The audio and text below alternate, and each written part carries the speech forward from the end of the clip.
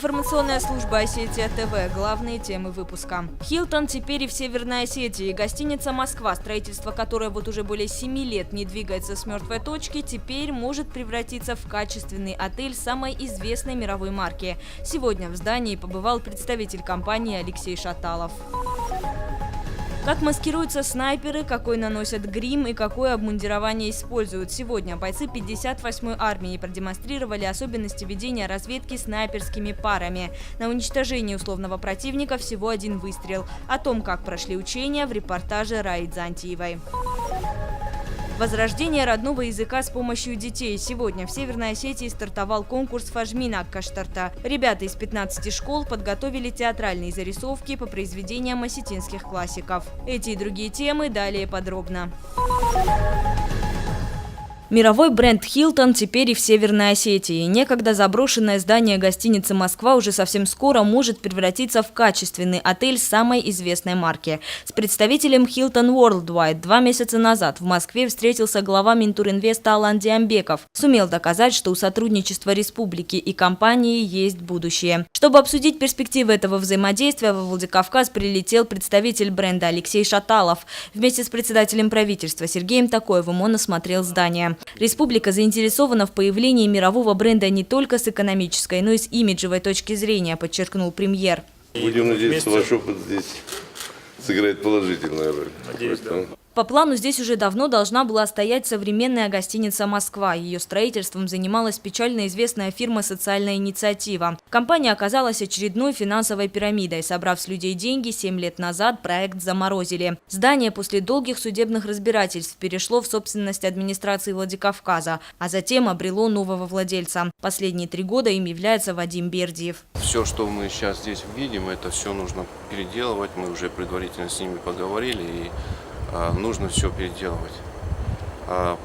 Сколько это будет стоить, какое финансирование, пока невозможно сказать. А другое дело, что уже предварительно со Сбербанком мы разговаривали, и они готовы прокредитовать. В ближайшее время стороны обсудят условия сотрудничества. Если они устроят всех, вероятнее всего так и будет, архитекторы начнут составление нового проекта гостиницы. В первоначальном документе было много функциональных ошибок, говорят специалисты. Теперь же это будет отель уровня 4+. В зависимости от планировки здесь будет работать до 150 номеров, а также банкетный зал, атриум и ресторан на крыше. Кроме того, откроется большой конференц-зал, где можно будет провести встречи любого уровня, в том числе и международные. Проект вплоть до мельчайших деталей должен быть одобрен специалистами Хилтона. Номера, они должны быть не менее, чем 28 квадратных метров, да, вот для гостиницы такого уровня. Поэтому здесь будем работать, опять смотреть. Также в гостинице должны быть номера более высокой категории, то есть большие по площади, да, с дополнительными функциями. Опять же, будем смотреть здание, будем смотреть концепт, будем его вместе разрабатывать, чтобы учесть эти требования. Мы, как бренд, будем осуществлять авторский надзор за соблюдением стандартов, что все правильно делается, так как было задокументировано в правильных стандартах, качественно, опять же, потому что качество – это очень важно. Хилтон ведет активную работу в России. Несмотря на вводимые санкции, на территории страны уже открылось 12 гостиниц этой сети. На Кавказе это первый опыт работы компании. Есть 2 варианта управления уже готовым объектом. Либо фирма полностью берет на себя руководство гостиницы, либо просто предоставляет возможность работать под своим брендом. Предполагается, что в случае с гостиницей «Москва» выберут второй вариант. Яна Гагиева, Самас Кочиев, Осетия ТВ. День оружия к нормальному бою. Выполняем 3 серии по 4 патрона. По моей команде замена на лежака. Бою. Полный инструктаж от командира взвода перед главным экзаменом. Бойцам 58-й армии в полевых условиях предстоит уничтожить врага с первого же выстрела. У каждого снайперская винтовка, до мишени 100 метров. Иван Степин поражает ее с легкостью. На полигоне он меньше месяца. Говорит, каждый учится по-разному. Кому-то хватает и недели, чтобы научиться метко стрелять. У каждого по-разному занимает. У кого-то день, у кого-то неделю, у кого-то месяц. Каждый приводит сам. Каждый раз перед стрельбой его приводят к нормальному бою.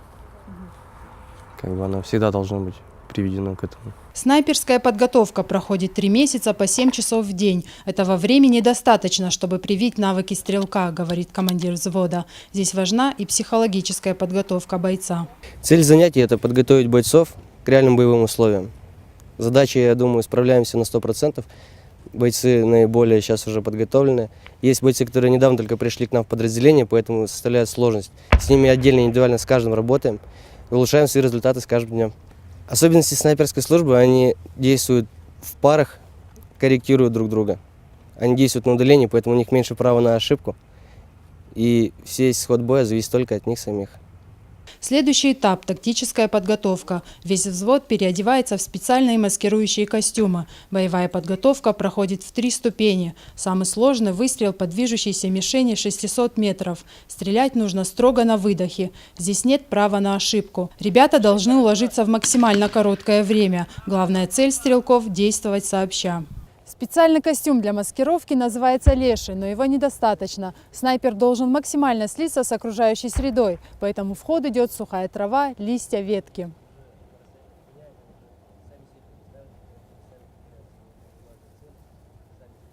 Гили, кикимора, леши – это не весь перечень маскировочных костюмов. Одежду подбирают в зависимости от времени года, а также от места, где проходит операция. Самое главное – оставаться незамеченным и после выстрела тут же поменять позицию. Тактическую подготовку бойцы прошли на отлично. Совсем скоро они примут участие в окружных сборах среди снайперов. Рая Дзантьева, Заур Цеов, Осетия ТВ. Обеспечение безопасности в новогодние праздники – главная задача всех правоохранительных органов республики. Сегодня алгоритм действий обсудили на ежегодном заседании антитеррористической комиссии Левобережной администрации Владикавказа. В разговоре приняли участие представители детских садов, школ и рынков. Особое внимание уделили мерам по обеспечению безопасности в местах проведения новогодних и рождественских мероприятий для детей. Все точки будут под строгим надзором пожарных и полиции. Участники совещания затронули и тему незаконной продажи пиротехники. К сожалению, сейчас может возникнуть места стихийной реализации, которые не оборудованы для этого специально помещения. Может также еще, риск реализации несертифицированной продукции. То есть мы сейчас при проверке объектов, которые реализуют пиротехнические изделия, в первую очередь обращаем внимание на наличие сертификатов соответствия пожарной безопасности.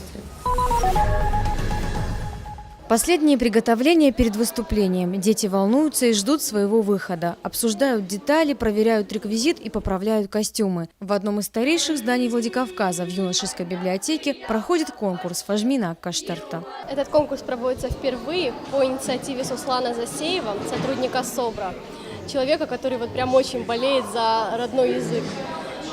Идею подал он, а мы ее воплотили в жизнь. Сегодня у нас собралось более 100 школьников, за 2 дня соберется более 100 школьников.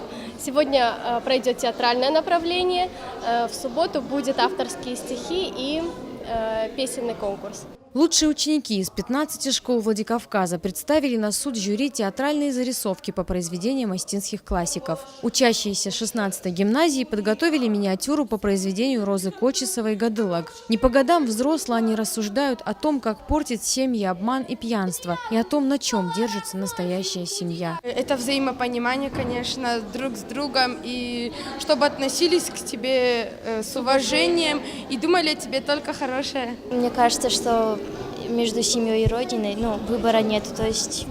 Это они одинаковы.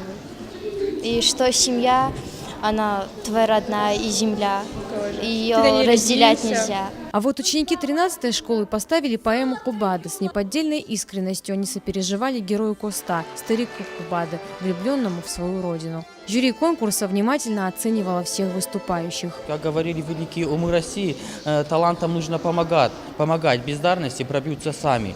И если вдуматься в это предложение, то действительно в ней и философия, и мудрость, очень большая мудрость.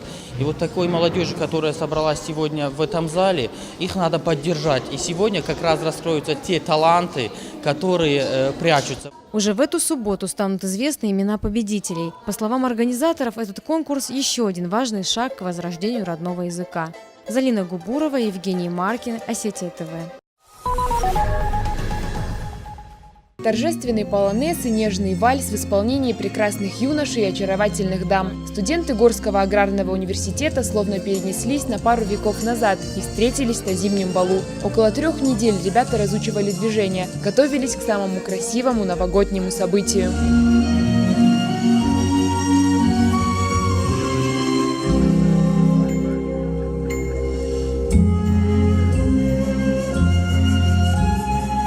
Изящные платья, шуршащие юбки, завораживающие прически, строгие костюмы. Это не просто новогоднее шоу. Зимний бал – это праздник для лучших студентов за достижения в учебе, науке, спорте и общественной деятельности. После конкурсного отбора только 48 счастливчиков попали на бал. Именно они стали обладателями премии «Золото ГГУ». Это лучшие наши ребята, лучшие наши студенты.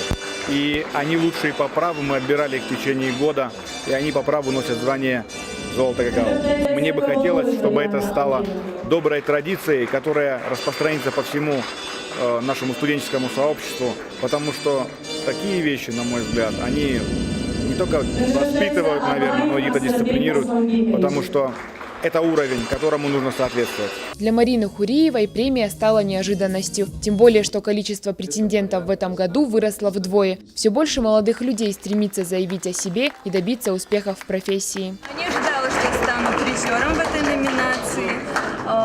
Безумно приятно.